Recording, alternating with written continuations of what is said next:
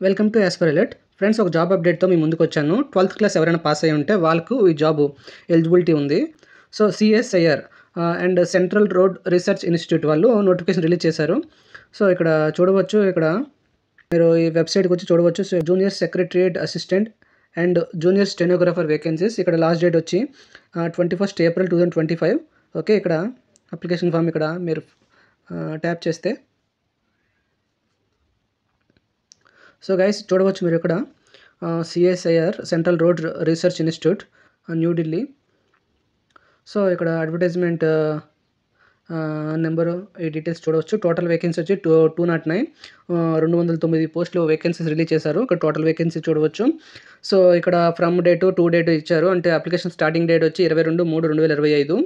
So అలాగే application last date వచ్చి 21st April 2025. So junior secretariat assistant, ఇక్కడ total పోస్టులు 177. అలాగే ఇక్కడ గ్రూప్ సి కింద వస్తుంది. తర్వాత పే స్కేల్ ఎలా ఉంటుంది, శాలరీ ఎలా ఉంటుంది, 19,000 నుండి 63,000 వరకు ఉంటుంది. సో ఎడ్యుకేషన్ క్వాలిఫికేషన్ వచ్చి 10+2 12th క్లాస్.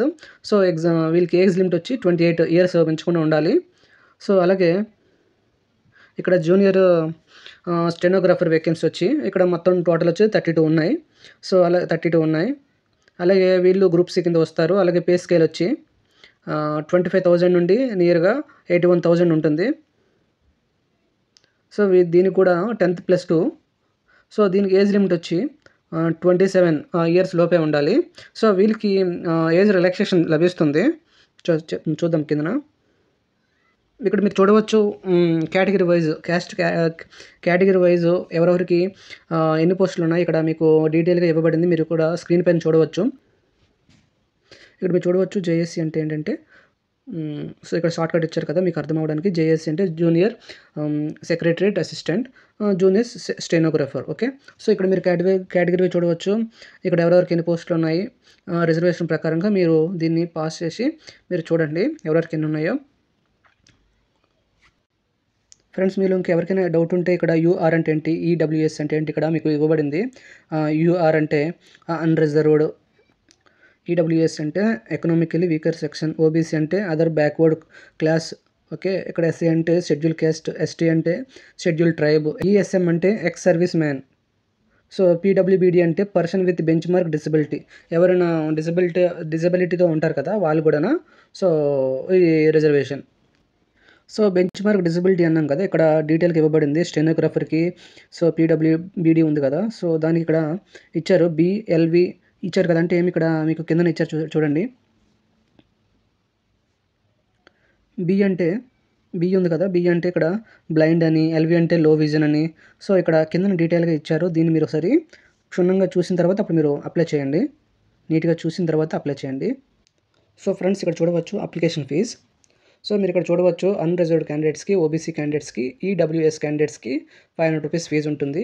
అలాగే ఉమెన్ కానీ, ఎస్సీ ఎస్టీ కానీ, పీడబ్ల్యూబీడీ కానీ, ఎక్స్ సర్వీస్ మ్యాన్ కానీ వాళ్ళకి ఎటువంటి ఫీజు లేదు. సో ఈ అప్లికేషన్ ఫీజుని దేని ద్వారా పే చేయాలంటే ఆన్లైన్ ద్వారా పే చేయాలి. యూపీఐ కానీ, నెట్ బ్యాంకింగ్ కానీ, బై యూజింగ్ క్రెడిట్ కార్డ్ కానీ, డెబిట్ కార్డ్ కానీ ద్వారా మీరు పేమెంట్ చేయొచ్చు.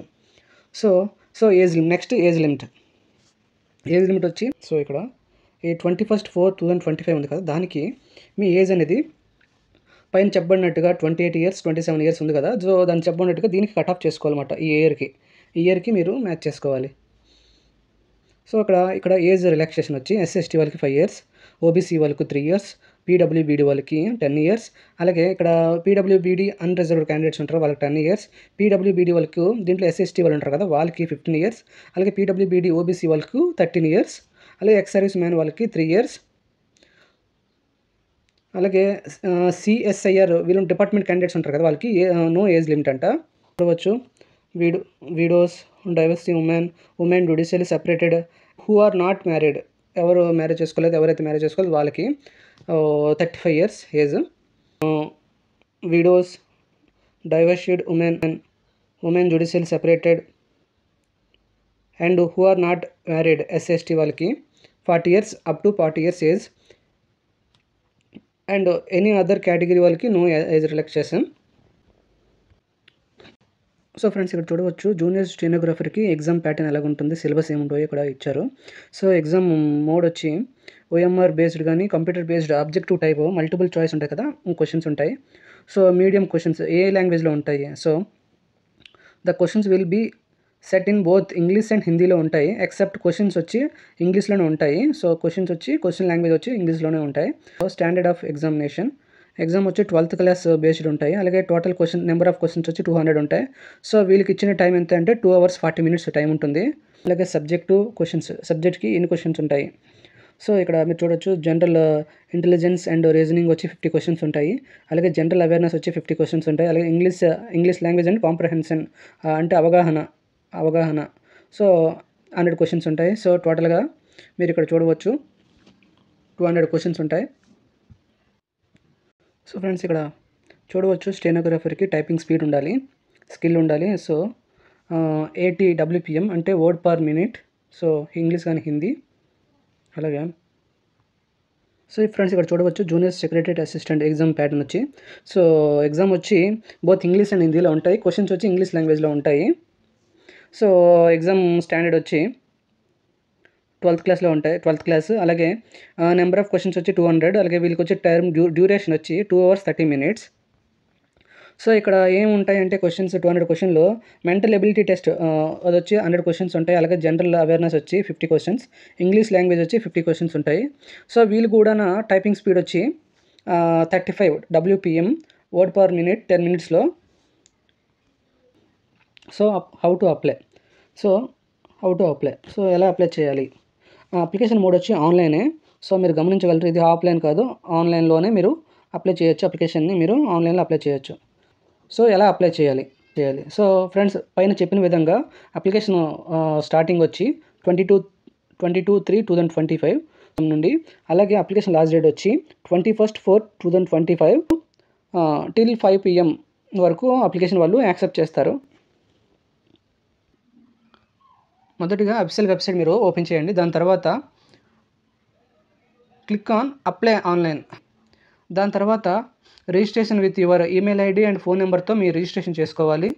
దాని తర్వాత మీ personal details, educational and category wise మీ యొక్క డీటెయిల్స్ని ఎంటర్ చేసిన తర్వాత మీ యొక్క scanned copies, photos, signature and certificates upload చేయాలి. దాని తర్వాత అప్లికేషన్ ఫీజు, మీకు ఒకవేళ అప్లికేషన్ ఫీజు ఉంటే అప్లికేషన్ ఫీజుని పేమెంట్ చేయండి. దాని తర్వాత సబ్మిట్ అప్లికేషన్ ఫామ్, మీ అప్లికేషన్ ఫామ్ని సబ్మిట్ చేయండి. సో దాని తర్వాత అప్లికేషన్ ఫామ్ సబ్మిట్ చేసిన తర్వాత ప్రింట్అవుట్ తీసుకొని ఫర్దర్ రిఫరెన్స్ కోసం మీ దగ్గర పెట్టుకోవాలి. సో ఫ్రెండ్స్ ఇది అప్లై చేసే విధానం.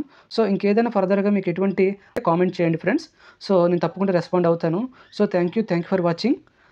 మరికొత్త జాబ్ అప్డేట్తో మళ్ళీ మీ ముందుకు వస్తాను. అంతవరకు సెలవు తీసుకుంటూ మీ యాజ్ పర్ అలర్ట్స్.